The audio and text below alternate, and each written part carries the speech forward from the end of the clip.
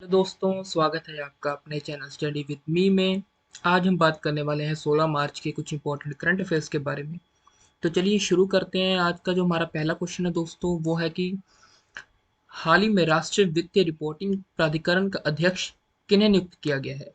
Who has been appointed as the chairman of National Financial Reporting Authority recently?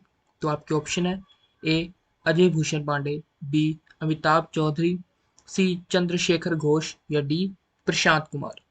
तो इसका जो right answer है दोस्तों, वो है ऑप्शन ए अजय भूषण पांडे। इसके साथ कुछ इंपॉर्टेंट पॉइंट दोस्तों, जैसे कि जो भी नई न्यू अपॉइंटमेंट्स हुई हैं उनके बारे में, जैसे who is the controller and auditor general of India, मतलब इट्स टाइम प्रेजेंट पे CAG controller and auditor general कौन है? तो वो है गिरीश चंद्र मुर्मू। फिर आता है who is the controller and auditor general of accounts, accounts के कौन है? तो वो है दीपक दास। फिर आता है who is the chairman of telecom regulatory authority of India, मतलब ट्राई के, तो वो है PD Baghela.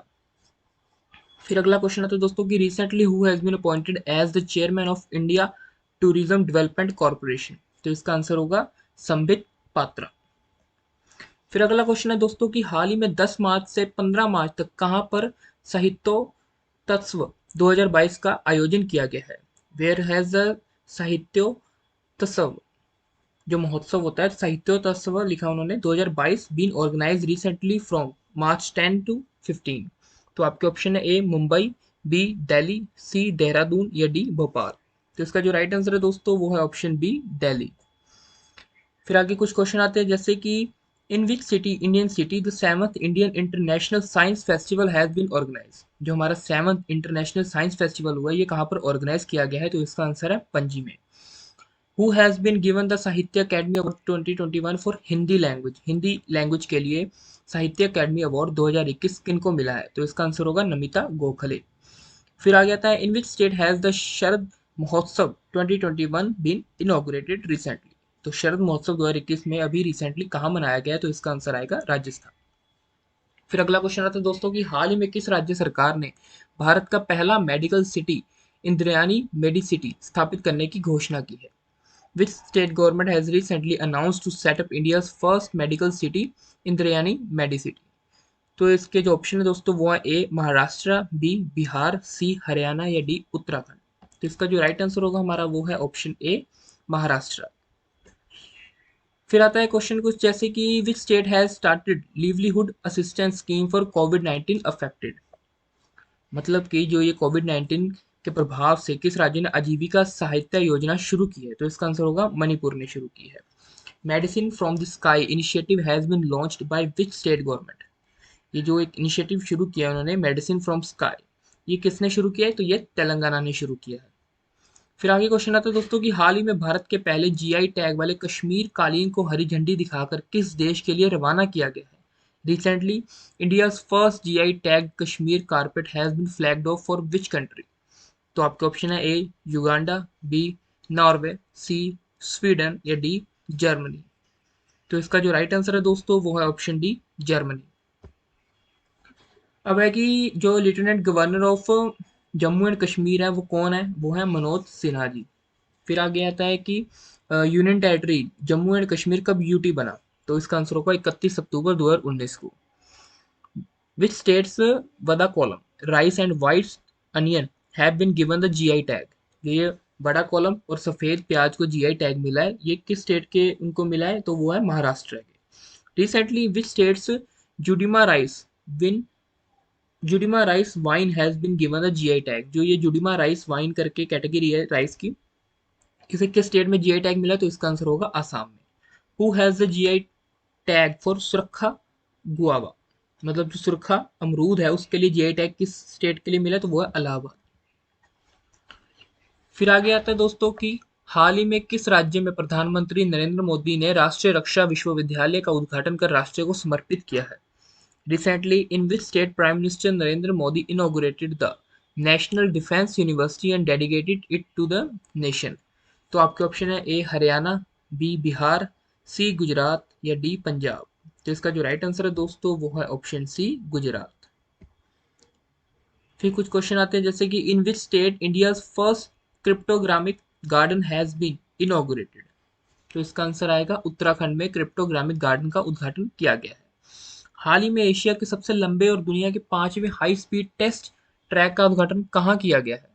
Where has Asia's longest and world's fifth high speed test track been inaugurated recently? तो इसका आंसर आएगा इंदौर में। Where has the world's second largest national Gene bank has been inaugurated by the Union Minister of Agriculture and Farmers Welfare? मतलब केंद्रीय कृषि और किसान कल्याण मंत्री द्वारा कहाँ पर दुनिया के दूसरे सबसे बड़े राष्ट्रीय जीन बैंक का उद्घाटन किया गया है? तो इसका आंसर होगा दिल्ली में। फिर आगे क्वेश्चन आता है दोस्तों कि हाल ही में रेलवे ने किस मंडल में भारतीय रेलवे के पहले गति शक्ति कार्गो टर्मिनल का उद्घाटन किया है? Recently in which division the railways has inaugurated the first Gati Shakti cargo terminal of Indian railways? तो आपके ऑप्शन है A Mumbai division, B Kolkata division, C Asansol मंडल मतलब डिवीजन, या खड़गपुर डिवीजन। तो आपका जो राइट आंसर है दोस्तों इस पे वो है ऑप्शन सी आसनसोल डिवीजन। फिर आता है कि हाल ही में किस रेलवे स्टेशन को ई राइट स्टेशन प्रमाण पत्र में शामिल किया गया है? Recently which railway station has been included with the eat right station certificate? तो इसका आंसर होगा चंडीगढ़।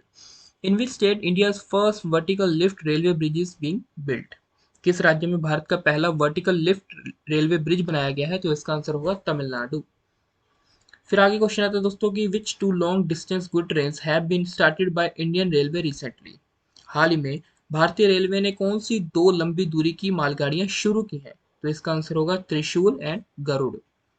इन दो नाम से मालगाड़ियां शुरू की गई हैं। फिर हमारा सातवां क्वेश्चन आता है दोस्तों कि हाल ही में गैब्रियल बोरिक फॉन्ट किस देश के सबसे युवा राष्ट्रपति बने हैं?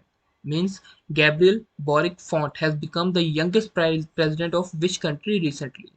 Option A Chile, B Syria, C Norway, या डी नीदरलैंड। तो इसका जो राइट आंसर है वो है ऑप्शन ए चिली के। अब कुछ इंपॉर्टेंट डेज के बारे में बात कर लेते हैं जैसे कि 1 दिसंबर। 1 दिसंबर को कौन सा डे मनाया जाता है? तो उसको कहते हैं वर्ल्ड एड डेज। फिर 2 दिसंबर को, 2 दिसंबर को कौन सा डे होता है? वो होता है नेशनल पोल्यूशन कंट्रोल डे मतलब राष्ट्रीय प्रदूषण नियंत्रण दिवस। 4 दिसंबर को जो डे मनाया जाता है वो है इंडियन नेवी डे। 5 दिसंबर को डे मनाया जाता है दोस्तों की इंटरनेशनल वॉलेंटियर डे। फिर आ जाता है विश्व मृदा दिवस। 5 दिसंबर को वर्ल्ड सॉइल डे मनाया जाता है। फिर हमारा अगला क्वेश्चन डेट के ऊपर ही है, डे के ऊपर, जैसे कि world consumer right day is celebrated on? विश्व उपभोक्ता अधिकार दिवस मनाया जाता है। ऑप्शन ए 13 मार्च, बी 14 मार्च, सी 15 मार्च, या डी 16 मार्च। तो आपको दोस्तों याद रखना है 15 मार्च को वर्ल्ड कंज्यूमर राइट डे मनाया जाता है। फिर अगला क्वेश्चन आता है कि हाल ही में किसके अनुवाद टॉम ऑफ सैंड अंतरराष्ट्रीय बुकर पुरस्कार के लिए नामांकित किया गया है? Recently whose translation Tomb of Sand has been nominated for the International Booker Prize? तो आपके ऑप्शन है ए किरण देसाई, बी अरविंद अदिगा, सी अरुंधति रॉय, या डी गीतांजलि श्री। तो इसका जो राइट आंसर है दोस्तों वो है option D Geetanjali Shree. So thank you दोस्तों, ऐसे ही लाइक शेयर कमेंट करते रहिए, आगे से आगे शेयर करते रहिए। Thank you.